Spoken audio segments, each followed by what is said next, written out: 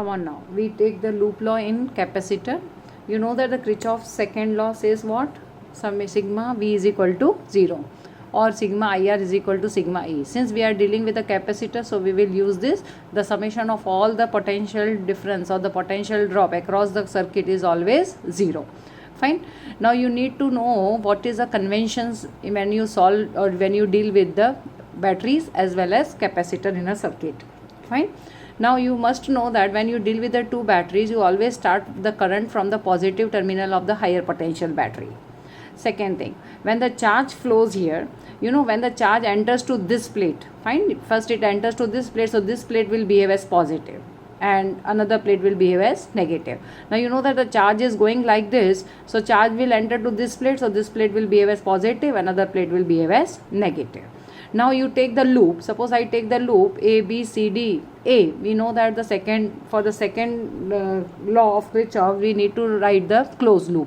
Fine. Suppose we have written this closed loop, and what is the potential drop across the capacitor? Potential drop across the capacitor is Q by C. You know, Q is equal to CV formula. So from that, potential drop is Q by C.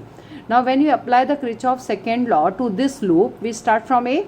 So when you are moving like this, see, you deal with first with the positive plate. Fine. So we write according to the convention, VC is positive, so it would be Q by C. C is 3.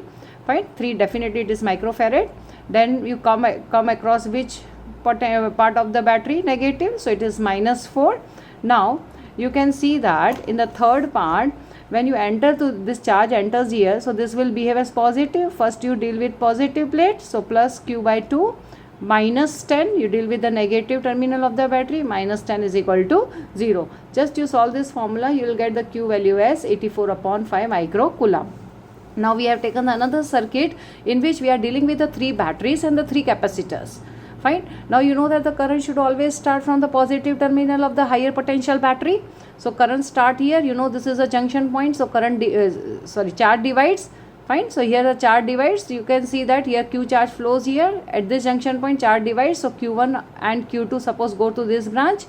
Now you can see that when this charge is coming here, we deal with this plate first. So this will behave as positive. Again here the charge Q2 comes here. So this will positive. Fine. This would be negative. Now when you reach here, again this is a junction point, so charge will get added up, Q1 and Q2. So this will give you Q. Now see, the arrow comes with us, so you are dealing with this plate first, so this will become as positive and this will become as negative.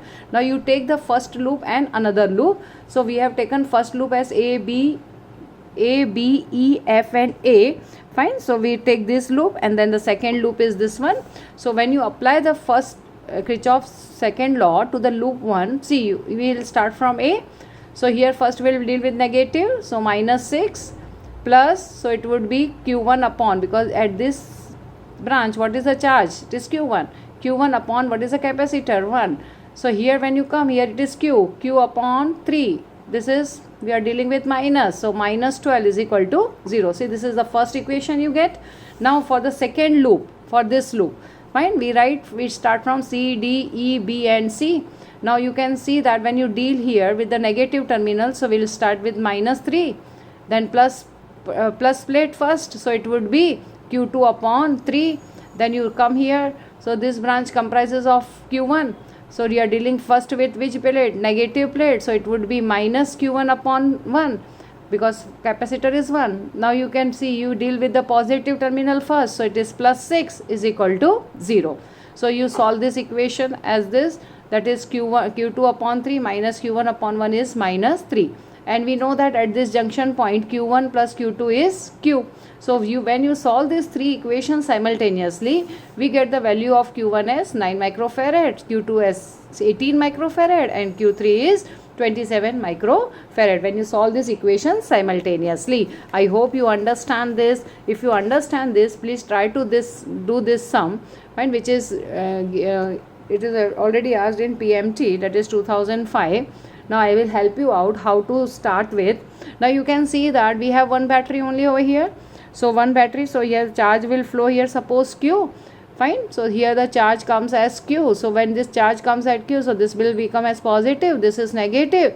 You know it is junction point. Here the charge divides, suppose Q1 and Q2. When charge enters like this, so it will be plus, this is minus, again this is plus, this is minus. So please try to solve this and give me the answer in a comment box.